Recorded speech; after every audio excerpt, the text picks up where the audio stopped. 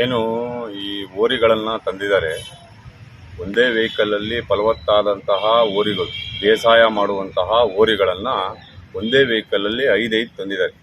ನಾವು ವಿಶೇಷವಾಗಿ ಶಿವಮೊಗ್ಗ ಜಿಲ್ಲೆಯಲ್ಲಿ ಪೊಲೀಸ್ ಇಲಾಖೆಗಾಗಲಿ ಜಿಲ್ಲಾಡಳಿತಕ್ಕಾಗಲಿ ತಿಳಿಸಿರೋದು ಏನಂತಂದರೆ, ಇಲ್ಲಿ ಗೋ ಕಳ್ಳತನವಾಗ್ತಾ ಇದೆ, ಗೋ ಸಾಗಾಣಿಕೆ ಆಗ್ತಾ ಇದೆ, ಗೋ ಹತ್ಯೆ ನಡೀತಾ ಇದೆ.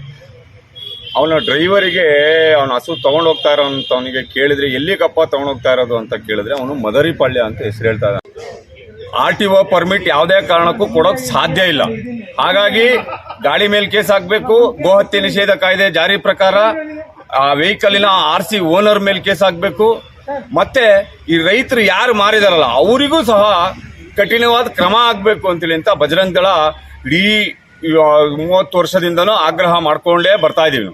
ಯಾಕೆ ಅಂತ ಅಂದ್ರೆ, ಕೊಡೋನಿಗೂ ಯೋಚನೆ ಆಗ್ಬೇಕು, ನಾವ್ ಯಾಕೆ ಕಡಿಯಕ್ಕೆ ಕೊಡಬೇಕು ಅಂತೇಳಿ ಅಂತ. ಕಡಿಯಕ್ಕೆ ಕೊಡೋಂದು ತಪ್ಪಿದೆ, ತಗೊಂಡೋಗಿ ಕಡಿತಾ ಇರೋದು ತಪ್ಪಿದೆ.